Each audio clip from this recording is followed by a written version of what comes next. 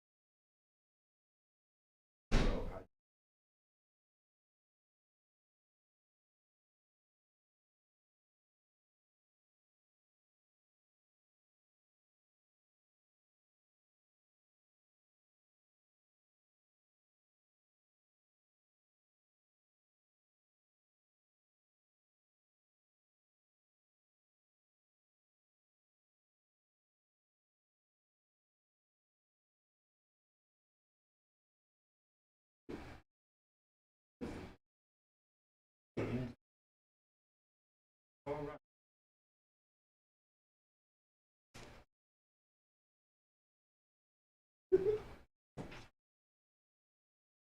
right. Hi.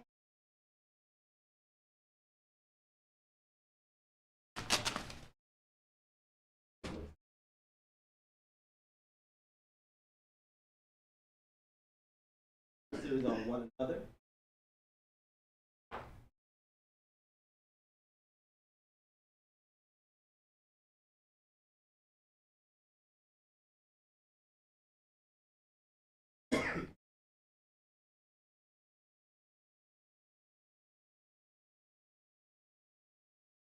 Emulate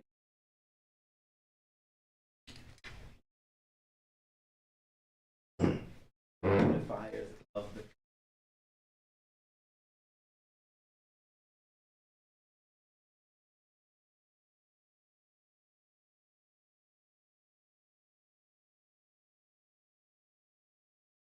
important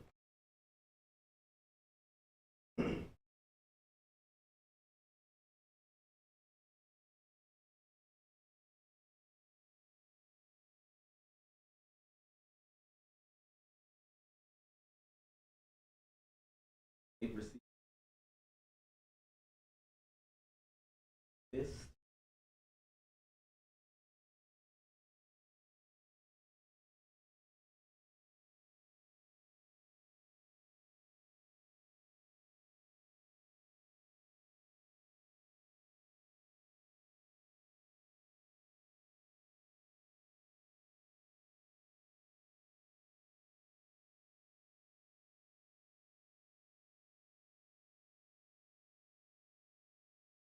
Fire fellowship.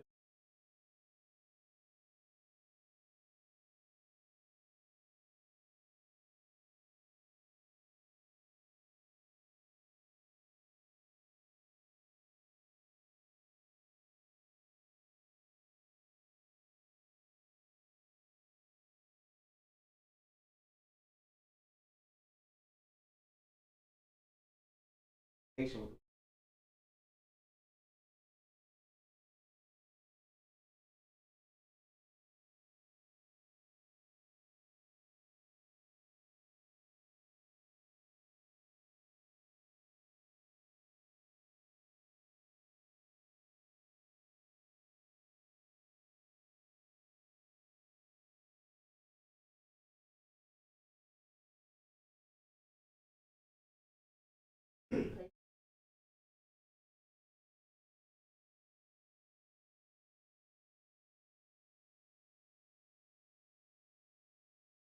first one.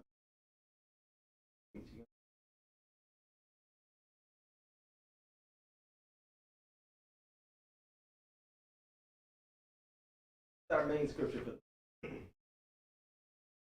1 Thessalonians 5. Satan's most effective weapon in defense. It is courage. Use sin, our sin, to discourage us. Satan wants to stop you not so much from believing, but from doing what God has given you. And he does that by discouraging. We shared time. The word Satan means accuse. He accuses us, brings up our past to discourage us from serving, to make us feel unworthy. Encouragement. God have for us. Use that too.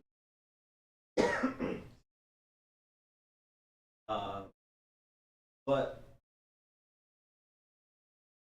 that's what he wants. So we have to encourage each other. 1 Thessalonians 5:11. Therefore, and build each other. That word encourage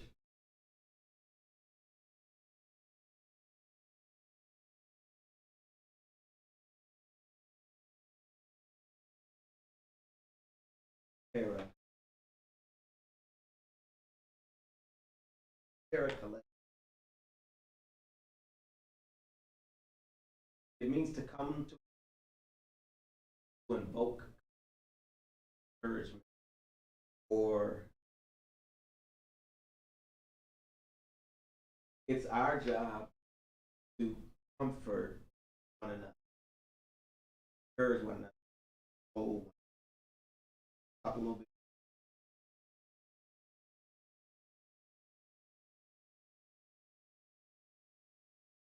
Comfort. So we have to come. John 14:6. Jesus used that same Greek word, courage.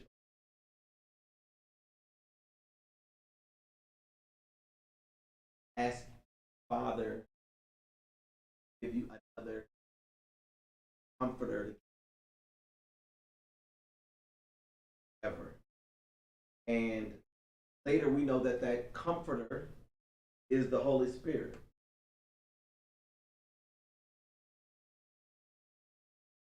Referred to comforter as the Paraclete.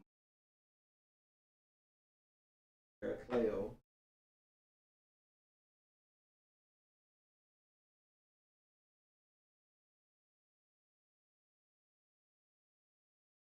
I don't think they can.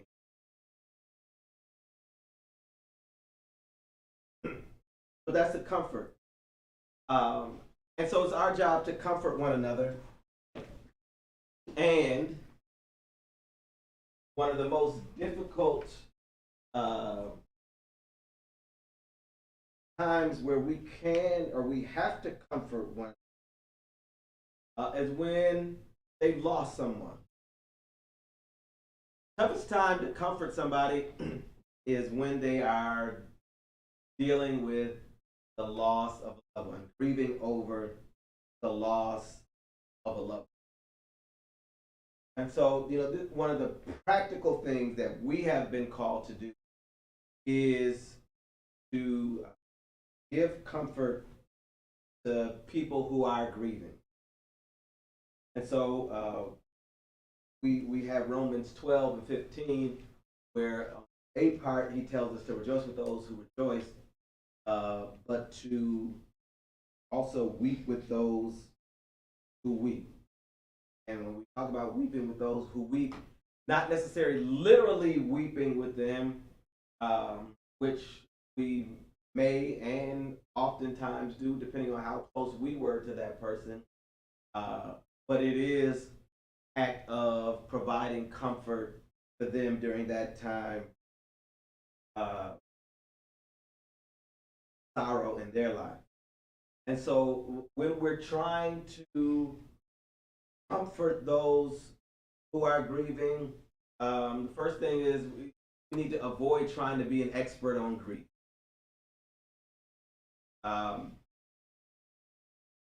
You're going to hear why, but it is not up to us to try to explain why God would let the situation happen. God's thoughts are not our thoughts. God's ways are not our ways. We don't know everything that God has going on and everything that God has planned. So for us to try to offer an explanation, we're just guessing. We should never tell somebody we know exactly how they feel, because we do not know how they feel. You may have lost the same thing that they lost. I lost my dad, I lost mom, I lost. But all of our relationships are different. And just because she shared it last week, Didi talked about her relationship with her father. And the death of her father was different than maybe the typical person, because there were some unresolved things. And that brings a certain different type of grief. Because of those things that are unresolved, in one way or another, don't get to be resolved on this side, or in a way that we might want them to be resolved. Your relationship with your brother is not like my relationship with my brother. You don't know the different nuances, the different things that we dealt with, grew up with, what our relationship was like. So to tell somebody, I know exactly what you feel, that's not true. If they do ask, why did God let this happen? It's best to say, I don't know. I can't imagine how much you hurt. And keep your opinions to yourself. Proverbs 18:2 says, a fool doesn't like an understanding, but only wants to show off his opinion. Keep your opinions to yourself. And sometimes it's just good not to say anything at all. There's a book, Last Thing We Talk About, Help and Hope for Those Who Grieve, by Joseph Bailey. And he talks about his experience. He talks about him, one of his children dying. And that, I imagine, is one of the most previous experiences you could ever go through. Very traumatic, different type of grief. While we're talking about this, pray for the Central Baptist Church of Salt Point, their pastor, him and I, around pray for the charity Baptist yesterday. Albany.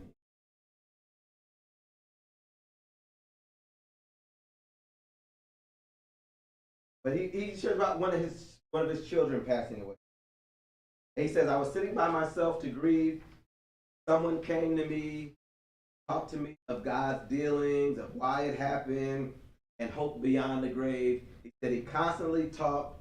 He said things that I knew were true.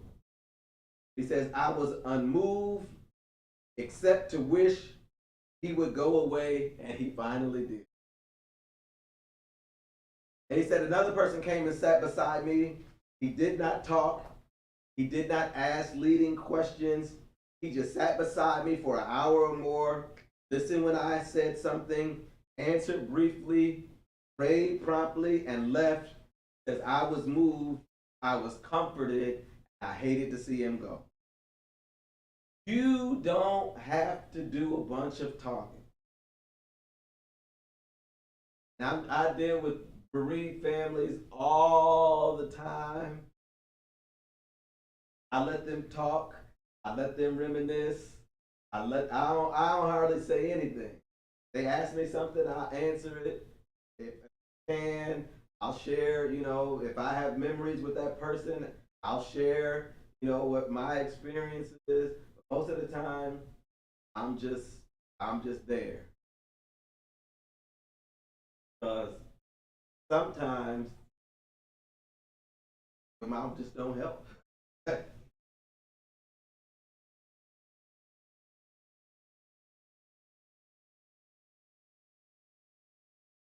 Yeah, it's tough um, in those times because it is people. I don't even want to deal with it. I don't want to hear about it. I'm trying to keep myself together enough. I don't want to, even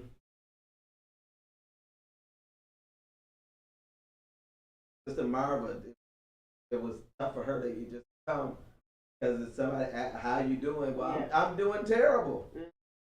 I'm not good right now, and you asking me about it is not. And that's one thing I don't do. I don't ask how you feeling. I don't ask how you doing. Nope. Because that whole thing just kind of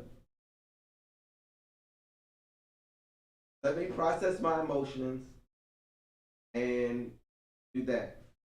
There's a story of a little girl who came home from visiting her neighbor whose young daughter had recently. Father asked her, "Why did you go?" She said, "I went to comfort the mother."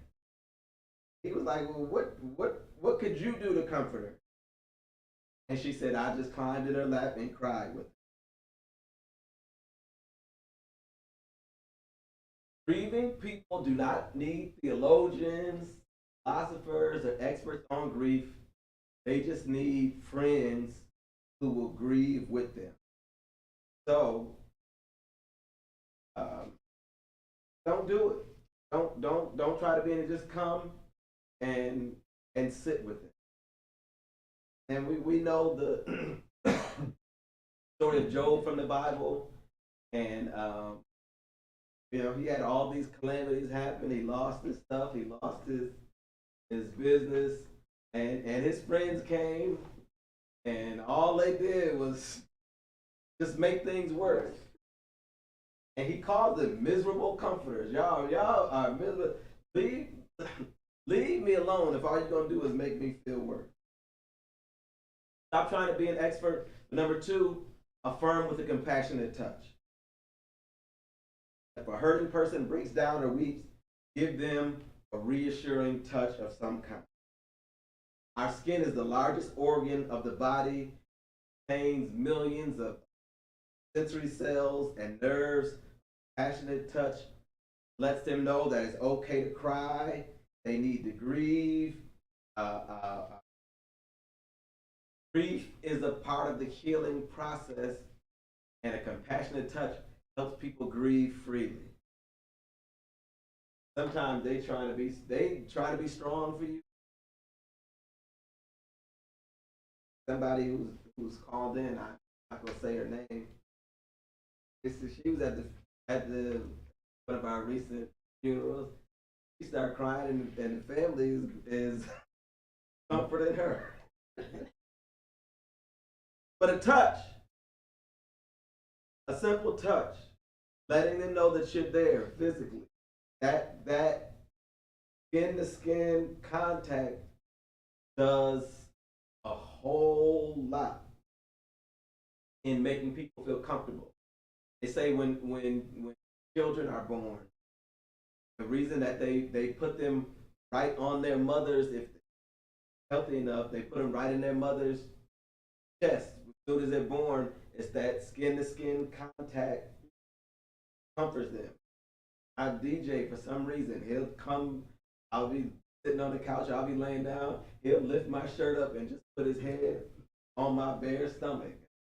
I want to get in your stomach. I know it's big, DJ, but it's not enough room for it.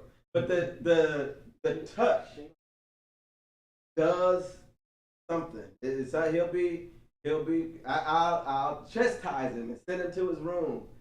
He can't compose himself. I go up there. I say, "Do you need a hug?" He'll say, "Yes, I hug him." Still got to stay in his room. But he's able to calm down just from that hug. When people are hurting and grieving, they need reassuring and loving touch conveys that message with love and compassion. As we go throughout the Gospels and we find Jesus touching people. In Matthew 20 and 34, Jesus is two blind men. He says he's moved with compassion. Jesus touched their eyes. Immediately they could see and they follow him. But when he touched them, they immediately received their sight. But Jesus didn't have to touch him. There many times Jesus just spoke and they got what they needed. But touching is a way to express compassion.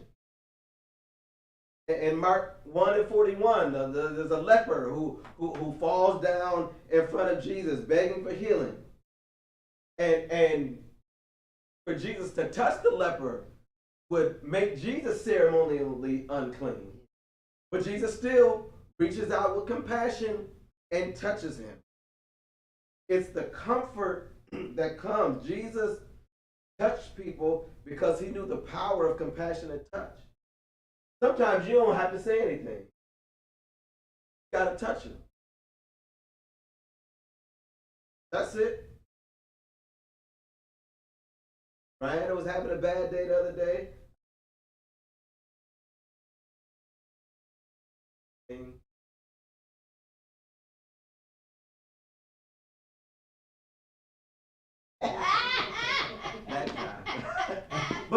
But sometimes all of it is just the warmth of it. That's why when people they're young and in love, they hold hands and all, that dumb love.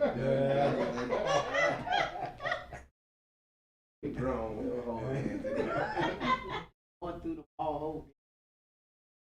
But so compassionate touch, but also allowing them to vent their feelings. When somebody is grieving, they're not looking for brilliant advice. They're not looking for words of wisdom. They're looking for somebody to listen compassionately and vent their feelings. Somebody dies, there are 6 stages of grief. Kind of written. But stage number 1 is shock. That's the first phase when you first learn about it. I mean, I ran into, when they called me, when the moderator texted me and said Pastor Marsh died. And I've been out to South Point to help him with his cameras and his screens in his church and with his sound. I mean, we started pastoring in this area at the same time. So when I joined when Central Hudson Baptist Association, we got the right hand of fellowship together. We've been right along the way. When we do our Dutchess County African American clergy stuff, he's right in there. And the first thing is shock. When Pastor Jesse Williams today, and he tells me that Reggie Williams, like, hear about Reggie. Reggie who? Reggie Williams. Reggie Williams what? I just literally saw the man on Friday in Albany. First stage is shock. The second stage is denial. Because denial helps you cope and pace your feelings of grief. Because it hits you all at one, no, that's wrong. And then the third stage is anger. That's resentment and frustration. Fourth stage is bargaining. Helps you hold on to hope in the pain. You think yourself, you do anything just to get back to normal, get back to the way things were. And then there's depression, sadness. And this can take place over months, years, and then finally you get to the point of acceptance. But more than anything, a grieving person needs to vent their hurt, frustration, sometimes.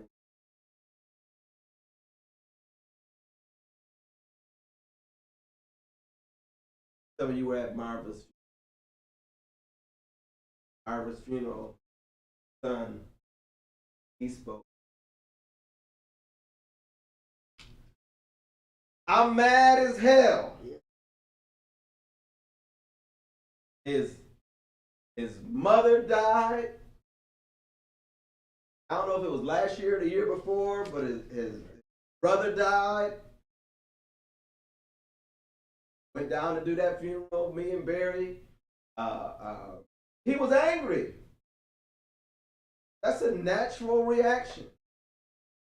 And it wasn't for me in that time to chastise him for saying mad as hell in church.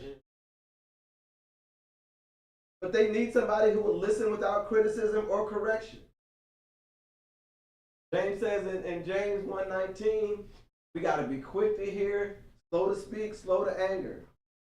Hurt people need to be able to vent their feelings freely. Because when people verbalize their feelings, they're better able to analyze them and evaluate them. He says, I'm mad as hell, but now who am I mad at? And once it comes out, now you got to process what you said. Sometimes we be mad at the person who died. Why'd you leave me?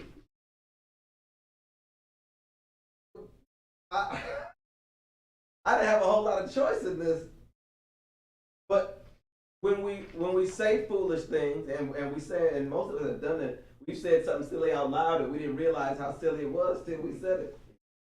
Once it came out, it was like, that was it. But when people are able to express their feelings without correcting them, as they verbalize their thoughts and feelings, they begin to take care of themselves.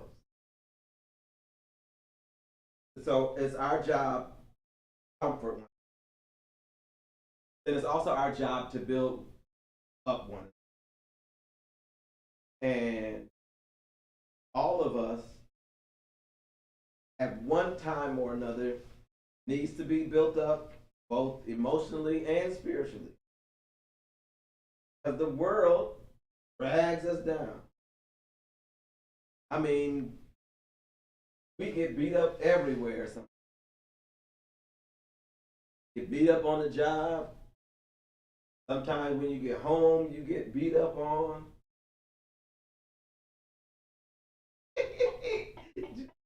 Texas said, amen. You better be quiet. They came in here like they so they was walking the dog. We get it's us all the time. I know I beat up on drivers. Because if you slow, I'm riding you. Get out the way. Get out the way. Let me flash my lights a couple times. If you move over. And then I swerve around you and get in front of you. Ooh, oh. I just don't stay out that left lane if you're not passing anybody. If you're passing, I'm okay. You ain't gotta be driving faster as long as you're driving faster than the person in that right lane. But we get beat up all the time. This world continuously beats us down. So all of us need to, be built up. And back to our key verse for today, encourage one another and build each other up as you're already doing. We've got to build each other up emotionally and spiritually. And the best place to do this is at church, in Bible study, and worship service. The church is the original support group.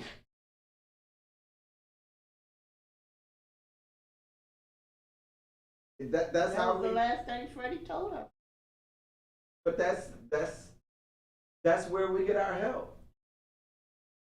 That's our connection.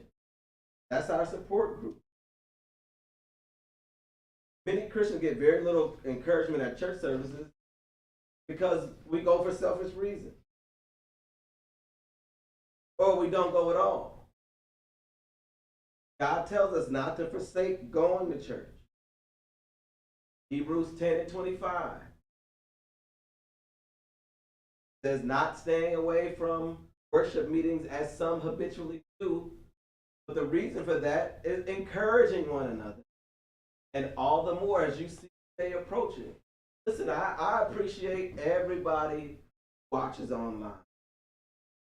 But what you don't get online and what we don't get from you is the encouragement that could come from you. The building up that could come from you. You may get, the word the same, and that's great that you got something. You may enjoy the song service, that's great that you got something. But God has given you something to give to us. And one of those things is encouragement. A word to lift somebody's spirit, to bring up, but also for us to be able to encourage on a personal level, on an individual level. I try my best on Sunday. Everybody who comes in here, people be trying to stop. They get me right up here. I said, "Hold on a minute. Let me go back here. Let me shake a hand. Let me give a hug or two. I'll come back and you can talk my ear off." But that's important for us, Minister Jackson. Say that.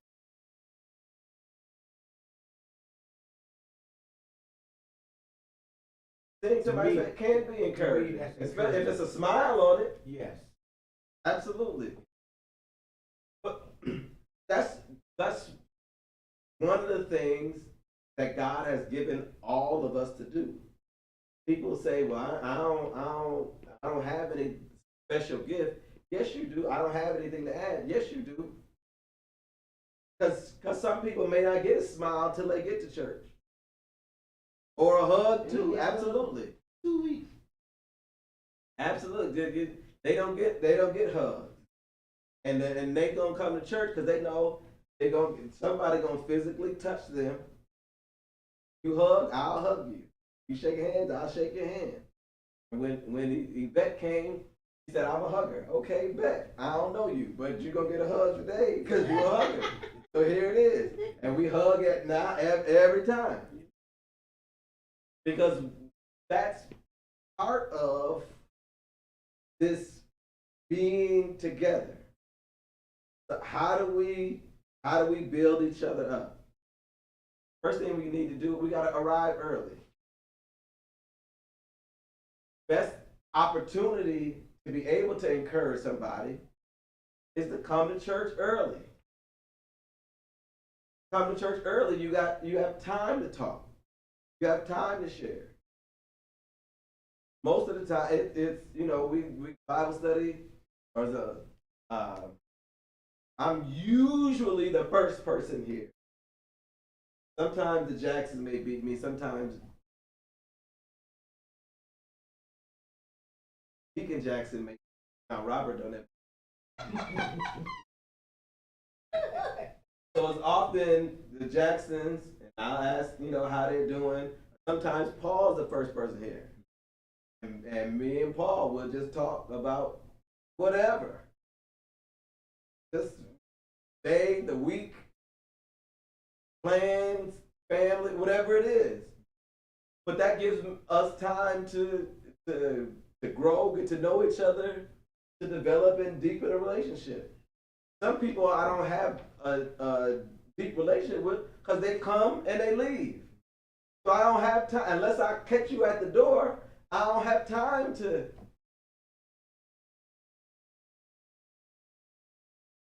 If you habitually arrive late or leave early, you're saying, I'm only interested in me. And so if you arrive early, let's so Colossians 4 and 5, says, act wisely toward outsiders, making the most of the time. So when we arrive early, we're making the most of the time by fellowship, by sharing with one. When we stay late, you know, usually the last person to leave here. Jackson's typically we the last ones, and we're just sitting here talking. Or Stacy and Gio will be here. We just talking about life. That's it. That's what we do. All the trustees, our accountants, and everything, and that's just the process. We have this time. We're making the best use of this. And what God does is God puts people in your path who He wants us to encourage. So in that talking, in those things, then there's an opportunity to give some encouragement, to lift somebody up, to find out, you know, what I need to pray for. So in here, I typically pray a general prayer. But after I've talked to you, I know what's going on in your life, then I have some specific things that I can pray for. So then we also have to be friendly. More and more important, as new people come, it's impossible to encourage others if you're unfriendly. You know, sit around other people.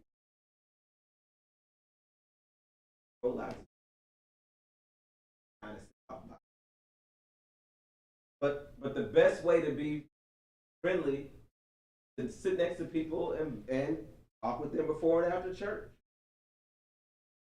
If you see a visitor sitting alone, sit by them and welcome them. When people come in here and they're a visitor, those are the number one people I'll walk past all y'all. Let me talk to them and make sure that they've been greeted. As the Minister Jackson does a good job at going, but all of us should at least say, hey, wave, thank you for coming, come back again. Because people need to feel welcome. They need to feel warm. They need to feel like it's okay for me to be here. And nobody, if you walk in somewhere and nobody speaks, then you don't want to come back. Well, I went to an event and went with Ryan. There were a lot of new people there. I ain't really know anybody. And ain't nobody talk to me. I mean, one or two people was like, hey, how you doing? Blah, blah, blah. But I was there for probably 2.5 hours and probably talked to 3 people.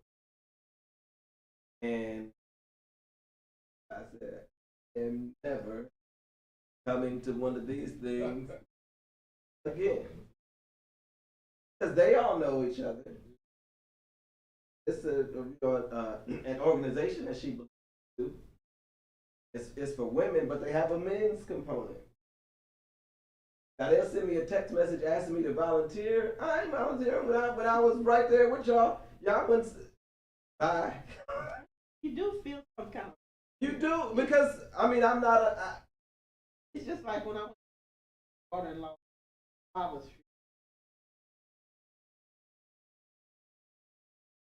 I know they all knew who I belonged to. Right. But I told David, I gotta go. Well, couldn't you have initiated the conversation? That I got a serious problem where I go, probably at the time, if I know.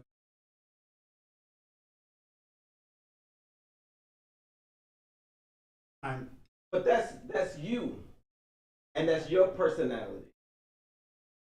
You're extroverted. As much as you would probably not believe it, I'm not that extroverted. If I know you, we kick it all day long. But I'm kind of,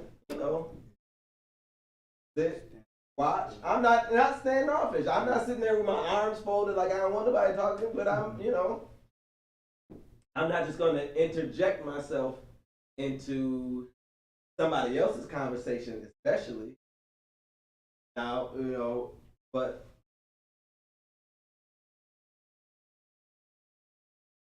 I always see the same church, but not them one. But that's how it is. That's how you get to know each other.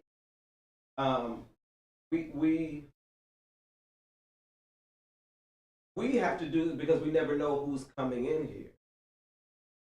And so and that's why you do go out and speak to people. And I make myself go out because I want the church to grow. I want people to come back. I want them to feel welcome. So here it is. They come into my home. I'm at you at my home. Come on in. I'm glad to see you. Glad to have you. I don't want to single you out and everybody stand up and look at you. But hey, I recognize you're here. I'm glad you're here. I want you to come back again. Come share with us.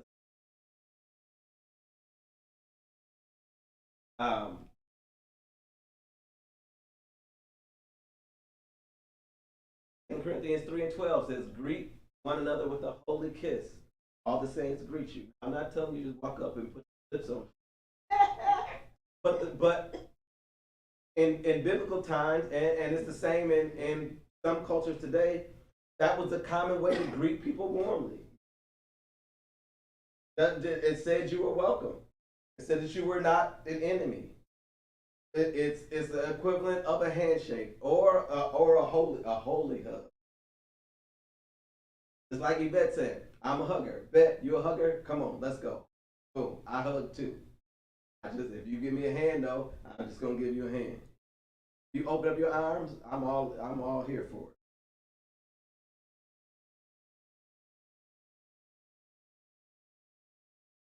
it. Sitting and visiting with the same people every Sunday is not being friendly. Having a clique.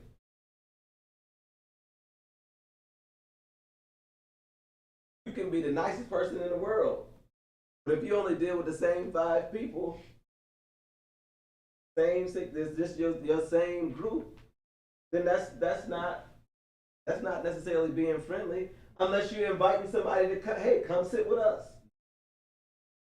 Come with us. Hey, come eat with us after church. Come do this with us. That makes you friendly. But if you're doing this, if it's us 4 and no more, then would you have felt better if differently?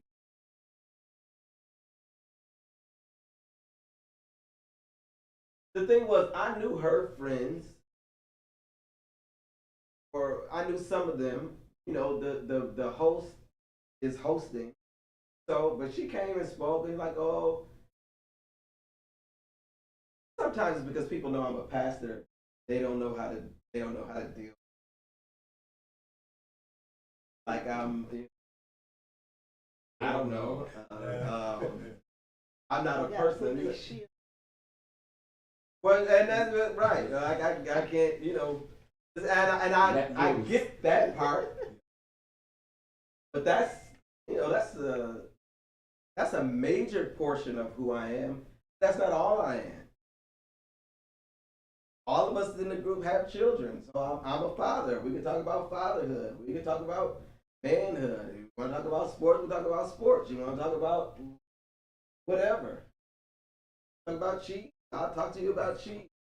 Where are you from? Did you grow up here? Whatever it is. It's basically become a part of this group. It's making people feel welcome when they show up. You want it to grow. How do you let people know it's okay to come? Go to some place where you feel like you're not wanted, you don't go there. If you go to a restaurant and you're not greeted at the door, something's wrong. I got a question now. Back to this. Because I think that was already there. How did that work with? How did that work with?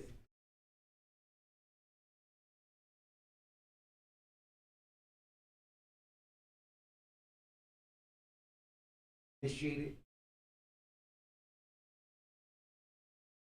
I think if all the women are in one room talking, all the men are sitting in the living room, 5 of them sitting over there, I'm sitting over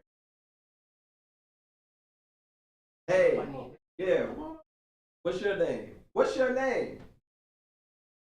Whose husband are you? Yeah. Or whose father are you? Because it's mostly connected to children. But okay. What children are separated in the group. What group is your child in? I said, I don't know. He's 3 years old. Oh, he's in group 1. Blah blah blah. Okay, so now, but for them to be over there talking, I don't know what they're talking about. If it's something personal, if it's anything, so I'm not just gonna go, hey guys. The point is not that. The point is, we're the 5 guys standing over in the corner, and somebody comes in here. It's our job to say, hey, come over here. Are you here by yourself? Hey, come sit with us. Or, do you mind if I sit next to you? Oh, this is what's going to happen about our church, blah, blah, blah. Hey, and come back next week. Making people feel welcome. Making people feel invited. Said, friendly. Being friendly means we try to make friends with people the opportunity. And then encouraging people means compliment people appropriately. Keyword when we're talking about encouraging people.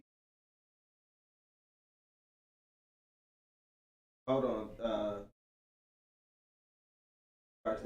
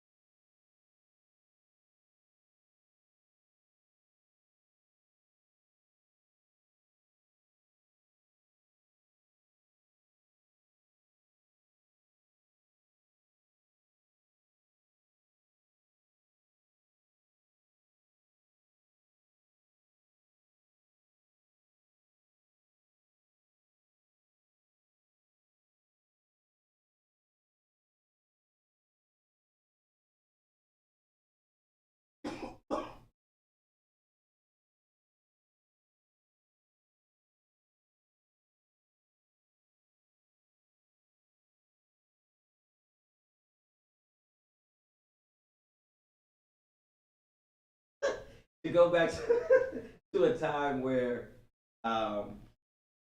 someone's spouse did, because when he came, he did not feel welcome.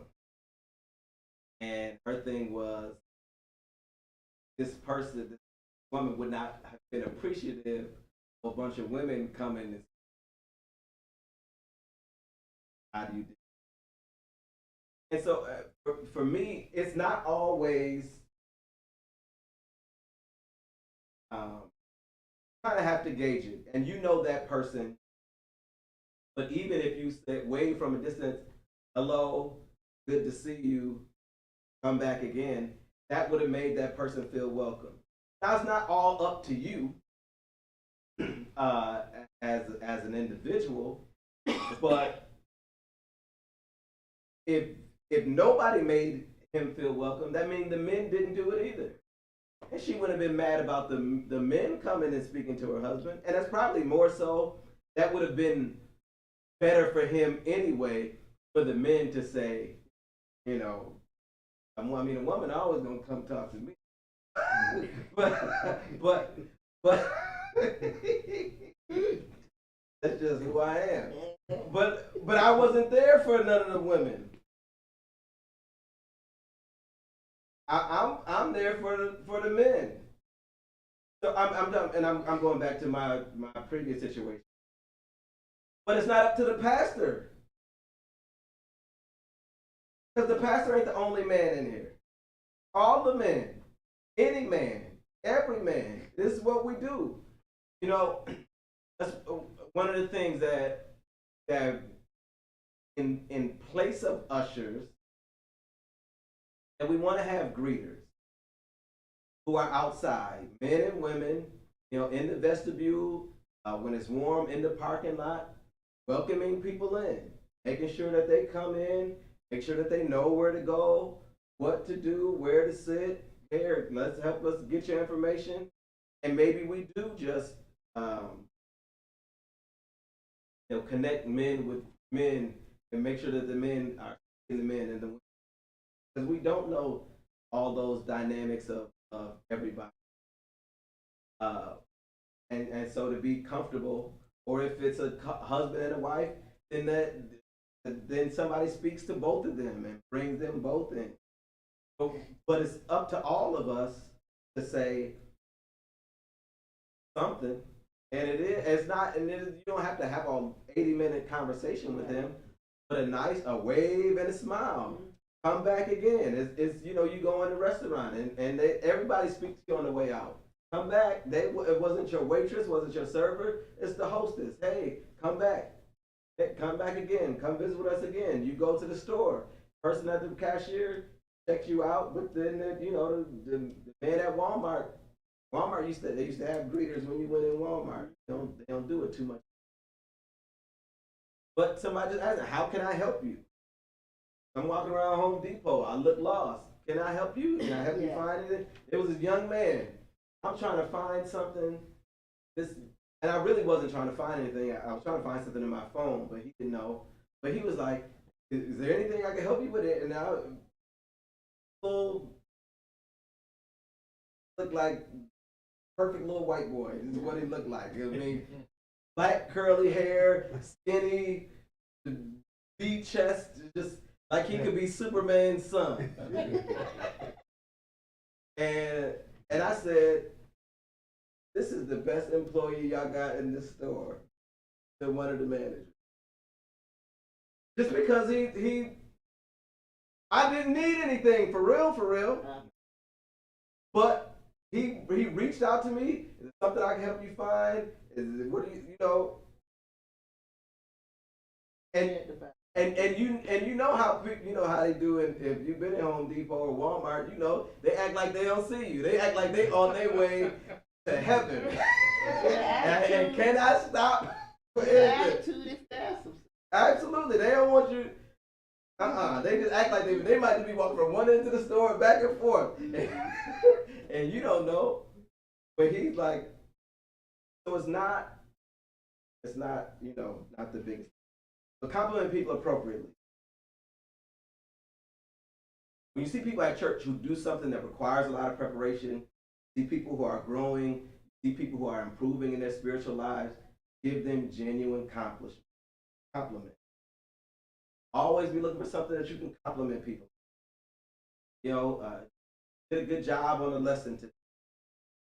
Did this, you did that. Y'all sang well. You had a whole lot of whatever it is that we can find to encourage people to build them up. It's just, you know, you had some good comments in Sunday school today. You asked some good questions. You did this, you did that. Whatever it is that we can try to build, because that's a part of building people. Proverbs 15:23 says, a man takes joy in giving an answer. Timely word, how good that is. Sometimes you just need somebody to say something good about you. He complained about the cornbread, he complained about this, he complained about that. I ain't had a good word. Somebody finally said something nice to me.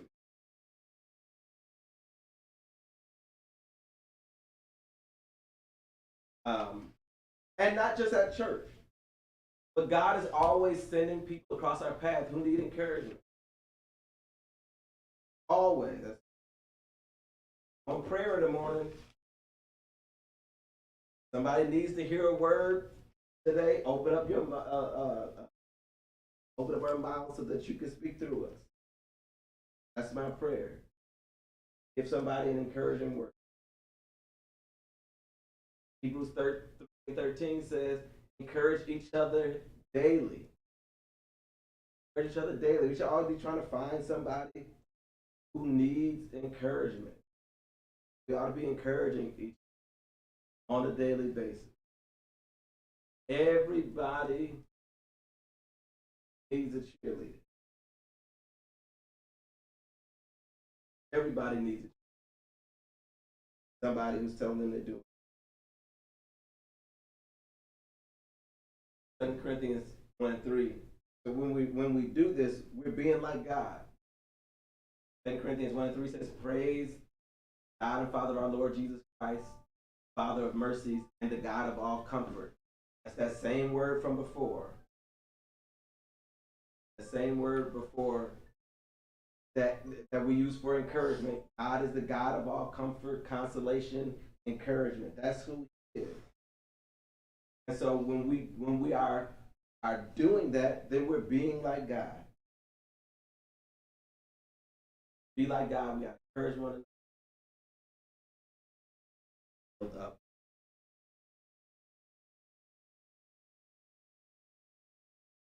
Anything else before we get out of here?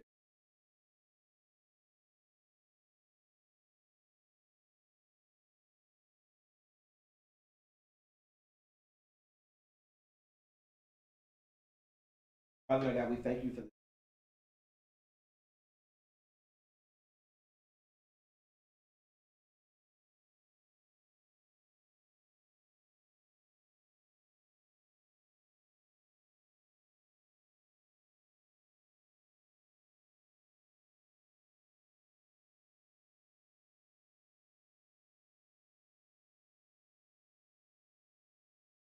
Forget